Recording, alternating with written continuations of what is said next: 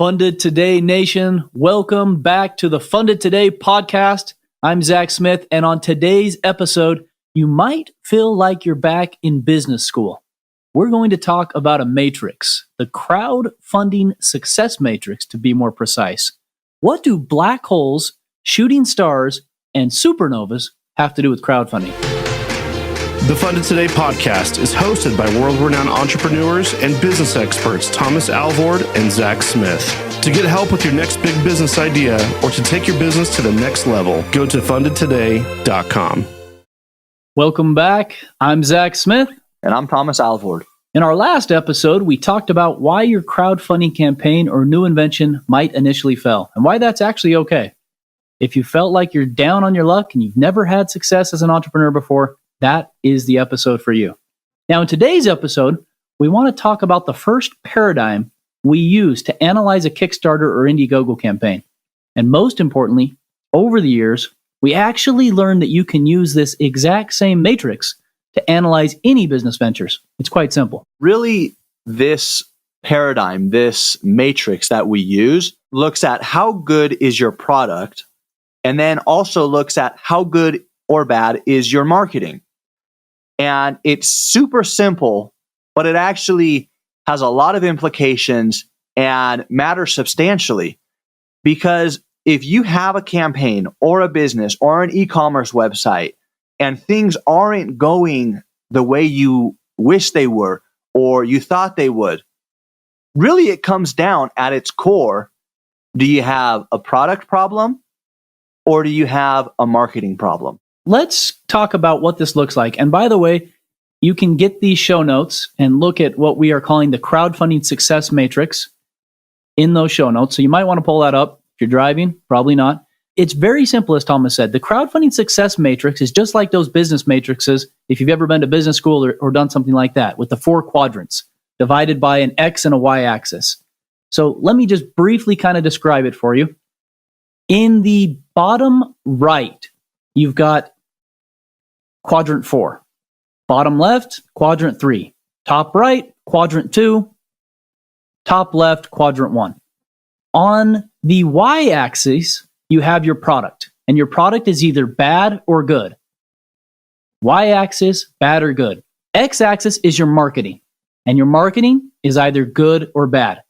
So then it follows that bad product, bad marketing, quadrant 4. Bad product, good marketing, quadrant 3. Good product, bad marketing, quadrant 2. And good product, good marketing, quadrant 1. And all combined, this is called the Crowdfunding Success Matrix. Now we want to get in and explain to you each of these quadrants and how you can tell which quadrant you're in and how you can skip or jump out of some of these quadrants to make it to ultimately the best quadrant, which is quadrant 1, good product, good marketing. If we look at quadrant 4, which we call outer darkness, it's a product that has bad marketing and the product itself is also a bad product. And let me take a little tangent here and describe how we would define a product, whether it's good or whether it's bad. Really, it comes down to, does this product convert? When you send traffic, when people see this product, do they buy it or do they not buy it? And to provide a framework for averages, there's 2 metrics that we look at in terms of crowdfunding. And you could also use this for e-commerce, but these numbers apply to crowdfunding, which is the conversion rate and the earnings per visitor. Now, conversion rate and earnings per visitor are the 2 things that you want to look at to determine whether or not you have a winner or a loser. Both are very simple. Let's start with earnings per visitor. We call that EPV for short, earnings per visitor. Earnings per visitor is a simple metric for determining how valuable your traffic is. So your conversion rate is for every 100 visitors that come to your website, what percentage of them make a purchase?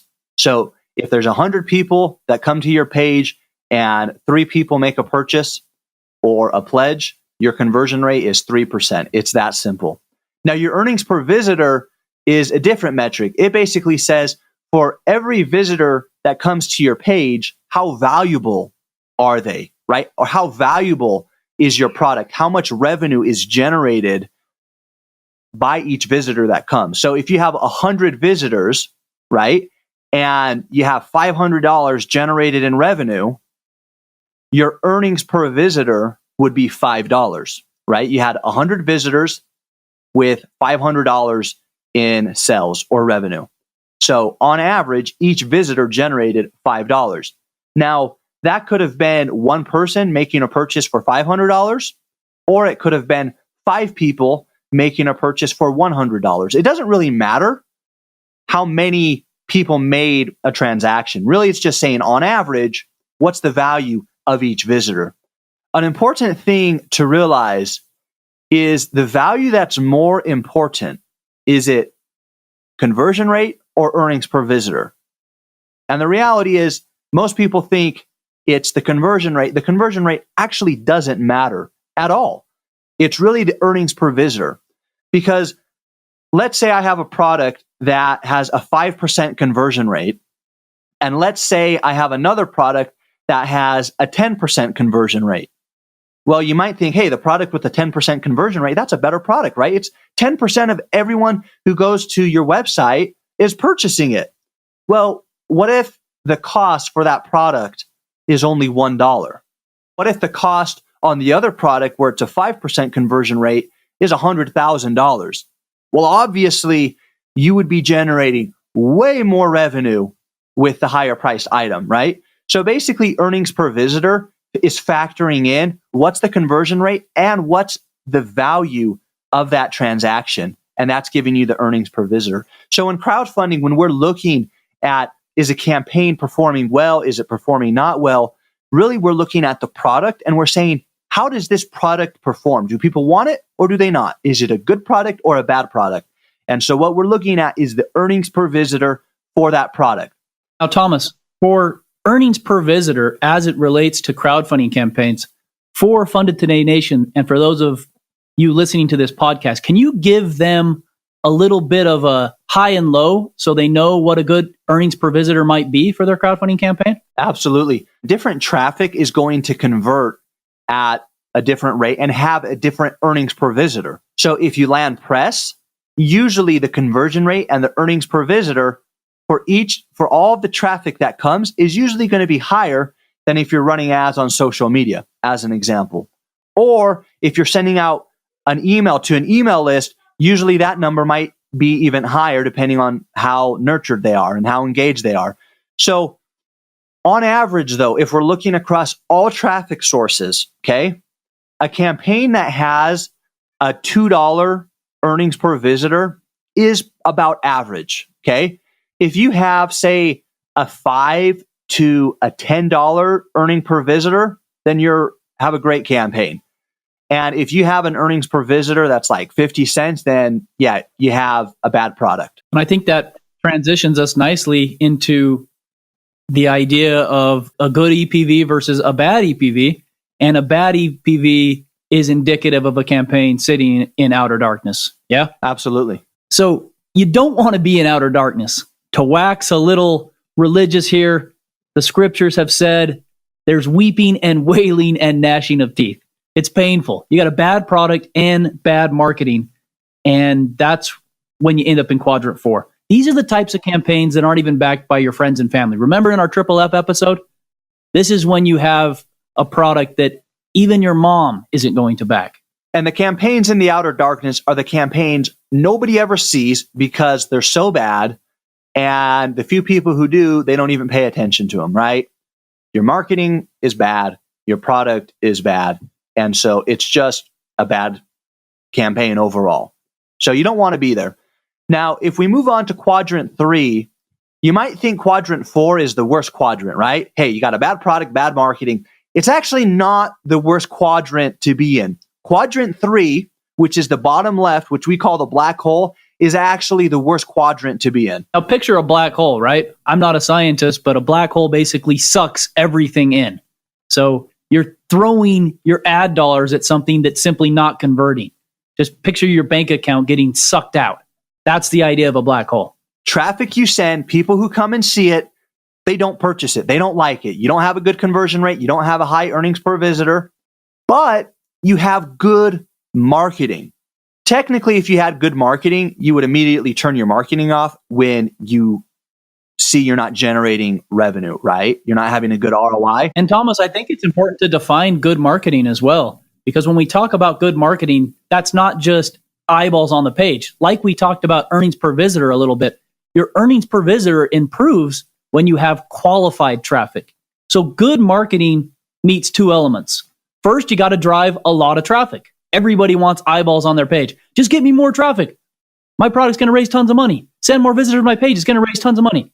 Not true, right? Remember Thomas's definition of conversion rates and earnings per view. That's not the case. Good marketing combines a lot of traffic and targeted traffic to your e-commerce or crowdfunding page. Right.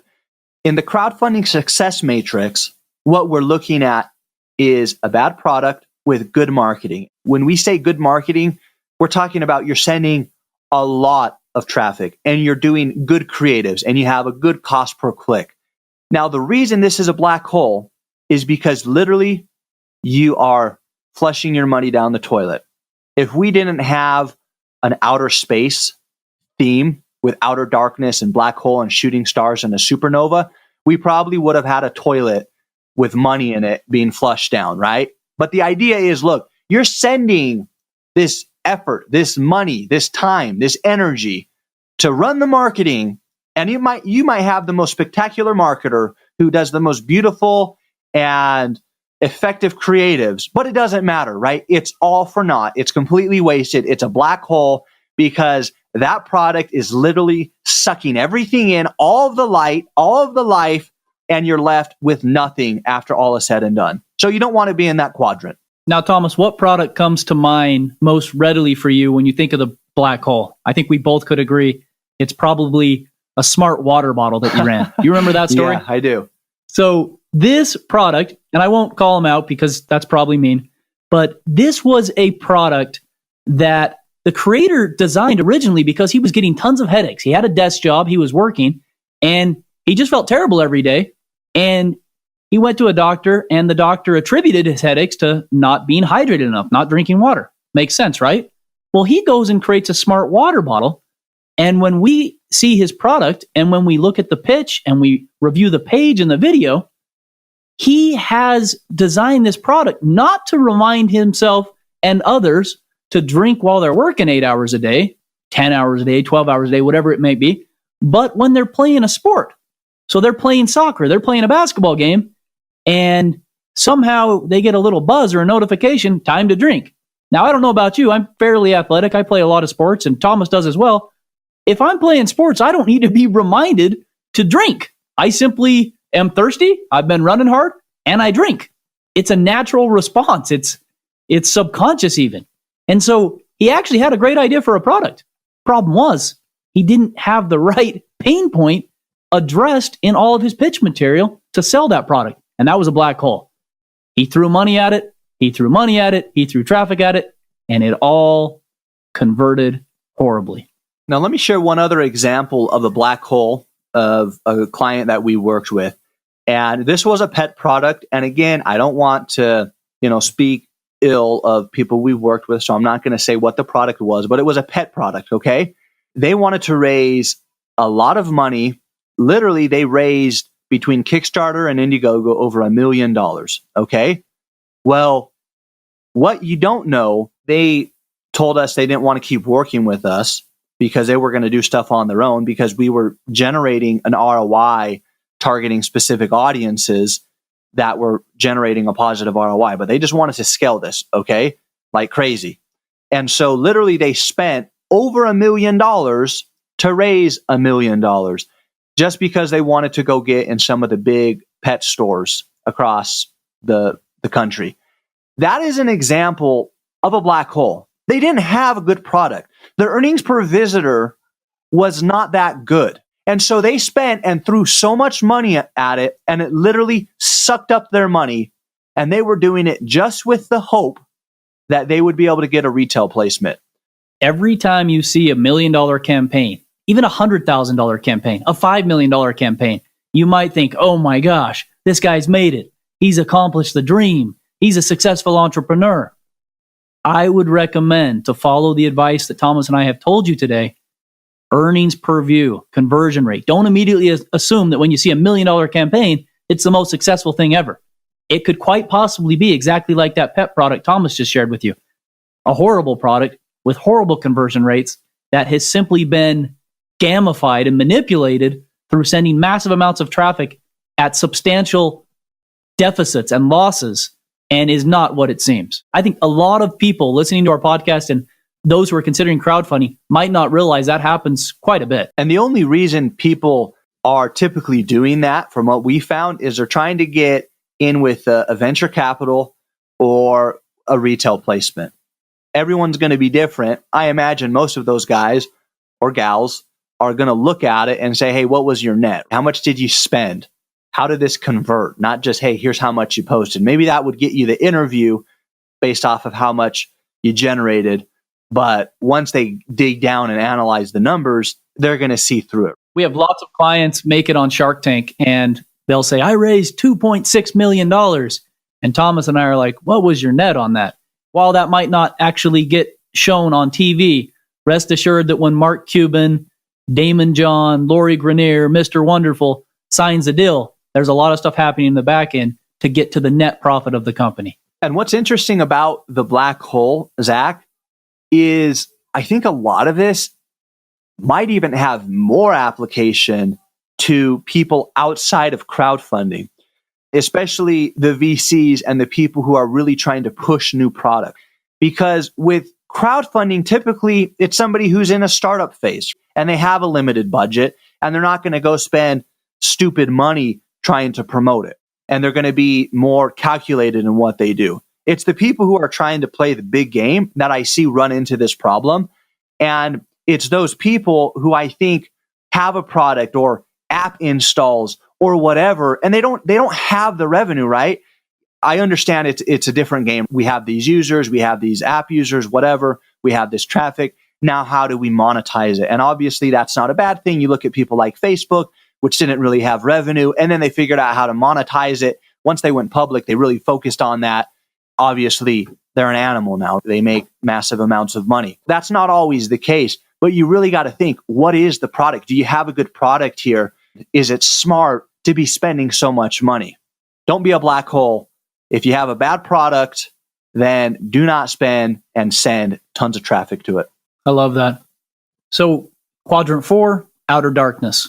Quadrant 3, black hole. Now let's get on to some exciting, happy news. This is quadrant 2, shooting stars or meteor showers. We added meteor showers a year or so later, and we'll explain here momentarily. Of all the 4 quadrants, in my opinion, shooting stars are probably our most favorite. Shooting stars are the crowdfunding campaigns that have a great product, but the marketing either isn't there or it doesn't last. When you look up in a night sky and you're out with that, where there's no city lights and you see a star go across the sky, granted it's not a star, again, scientists don't rip us up here, but you see that shooting star, right, fly across the sky and it's fleeting. That's the type of marketing we're talking about when we're referring to shooting stars and meteor showers. It's there for a second and then gone. Flash in the pan kind of thing. 15 minutes of fame. These are your shooting stars. And a lot of campaigns start off as a shooting star because they've lined up some PR or they've had some other connections or they've done some pre-launch and then they launch and they come out with a bang. They raise $50,000 in the first day and then it dies down. Probably one of my favorite examples of a shooting star comes from a belt campaign we worked with. It was a magnetic type of belt. This campaign started off with quite a big bang. Had a mild spike at the first of their campaign, and then every day kind of had a little meteor shower effect where you'd see some pledges come in for the next 7 to 10 days. But then midway through the campaign, although every single crowdfunding campaign experiences a mid-campaign lull, this campaign was having like one backer a day for probably 10 to 15 days. And then we got the marketing right. We decided to work with this campaign and huge spike at the end. A lot of times with shooting stars, you have that initial success, then you have that dead middle period. And then if you don't ever figure out how to get your marketing right, you have your dead end period too. So you don't know you have a shooting star until you prove good marketing. And so that's what happened in this campaign. We implemented the marketing that's raised $200 million, and the rest is history. And this campaign averaged over $12,000 a day for the campaign and had huge days. At the end of the campaign, it had days raising well over $70,000, $80,000. So shooting stars. And with a shooting star, you don't always have to have a big bang or a day with a whole bunch raised. Another campaign that comes to mind that we worked with was Spine Gym. Spine Gym was a thing to work out your spine, and it was a home gym, as the name implies. And after the first week or so, they hadn't even raised $10,000, and they were completely dead. So they never were really a shooting star, I guess you could say, right? There was never a moment of like this awesome fame that they had, and then it kind of died down. Like they literally were just kind of dead. Now, what's interesting is they had a good product, but from the appearance, you couldn't tell they had a good product. Anyone looking at it would be like, yeah, that's kind of a crummy product based off of how much they've raised and how many backers they have. But once we worked with them and put our marketing behind it, they raised over $500,000. And so really we saw, initially they were a shooting star, right?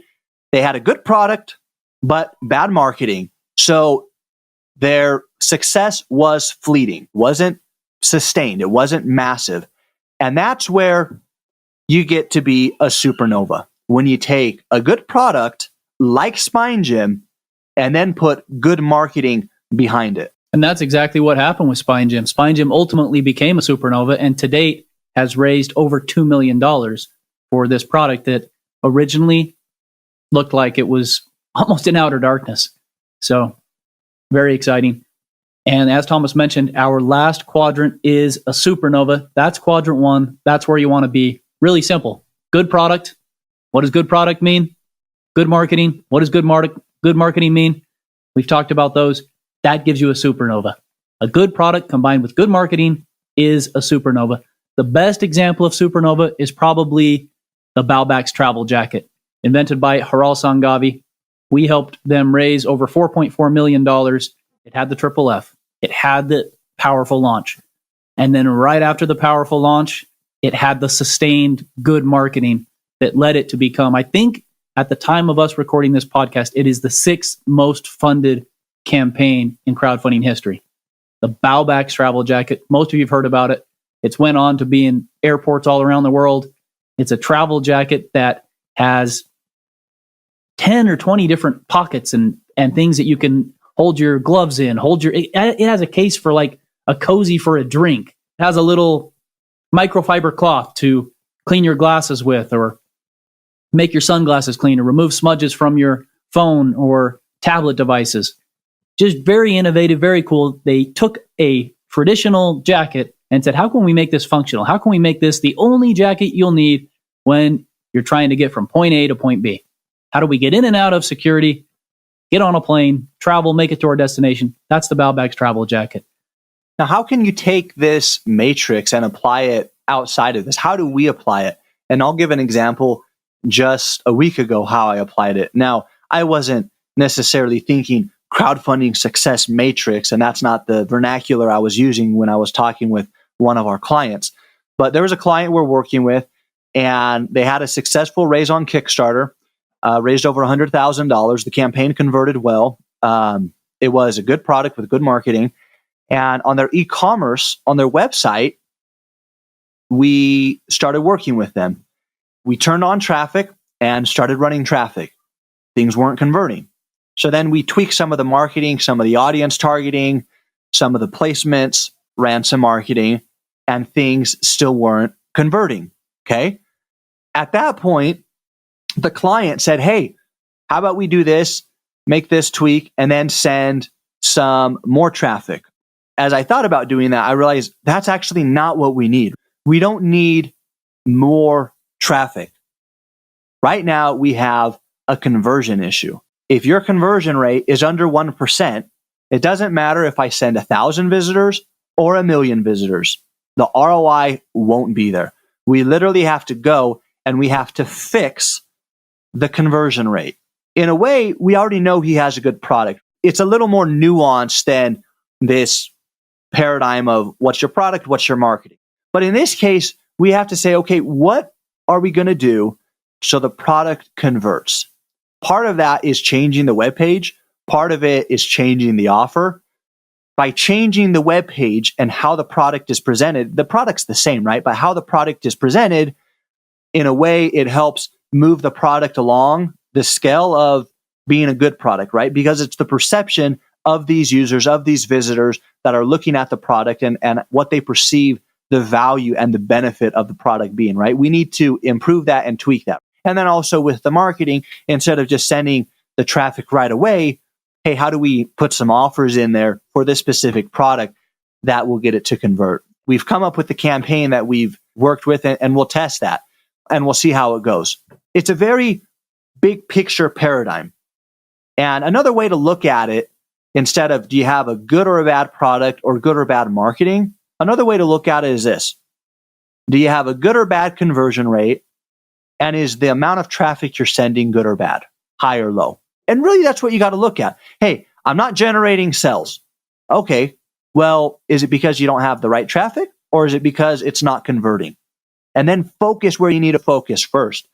And if you do have sales, well, are you able to do it at a positive ROI? If you don't have it at a positive ROI, obviously, more traffic is not your answer. More marketing is not your answer. Your answer is going to have to be to tweak and improve your conversion rate. And if you can't do that, then it might be you have a bad product. And in our next episode, we're going to talk about the 7 Ps of crowdfunding success. And we'll talk about 7 specific ways that we have found over the course of this 200 million raised that you can improve your product's conversion rate. Because I think most of you are like, okay, great. Now you've fixed my mindset. Now I'm not like a lot of those people on crowdfunding who say, if I could just get more eyeballs on my page, I'd make tons of money. Because that's probably not true. It's probably a conversion rate. It's probably an earnings per view issue that you're dealing with, i.e. a product issue. And we'll talk about that product being one of our 7 Ps in our next episode. I love the definition of supernova though.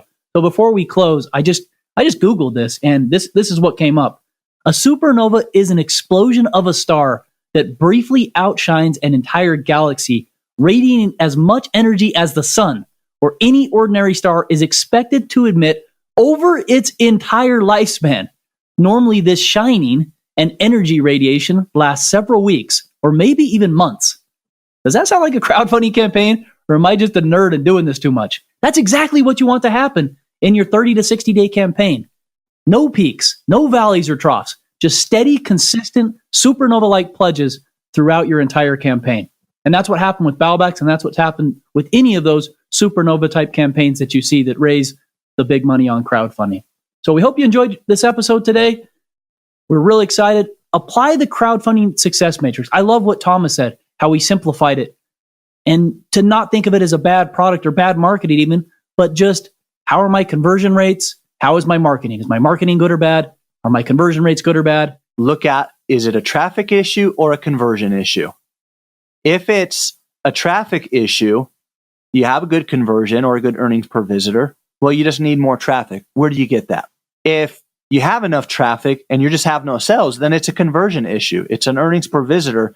And you need to figure out, how do you present the product differently so people purchase it? How do you tweak your website if that's what's needed? Or do you actually just have a bad product? There's not a market for it, at least not for the channel or the platform, which is what we'll talk about in our next episode.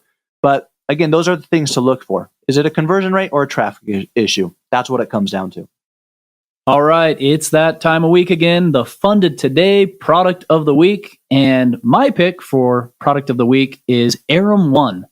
Aram One is the first AR multifunctional measuring device that actually works. It's pretty cool. You attach it to your smartphone, and then to measure a straight line distance, a little laser beam pops out. You aim that laser beam right at your first point, and then you go to your end point and you measure it, and then right on your smartphone, it pops up the distance in inches, centimeters, or feet, and tells you exactly what it is to measure. So you don't need somebody else to help you out. You can do it yourself, and it works right through your smartphone. Pretty cool, pretty powerful. It is still funding on Indiegogo in demand right now. Check it out, ARRIM1, ARRIM1, ONE. My product of the week is the Nano Pen. It's the world's smallest and indestructible EDC pen tool. Imagine a pen that you could clip onto your keys, right? It has a key ring, and it has a screw that you can unscrew. So you basically always have a pen with you. And like I said, it's indestructible. It's waterproof. They put it in fire. Cars run over it. It's smash proof. They smash it with rocks, and it basically won't break. You always have a pen with you, and it's never going to break. It's pretty awesome. I want one of these for myself. That's why I've chosen it for the product of the week. Check it out, the Nano Pen. Thanks again for tuning in.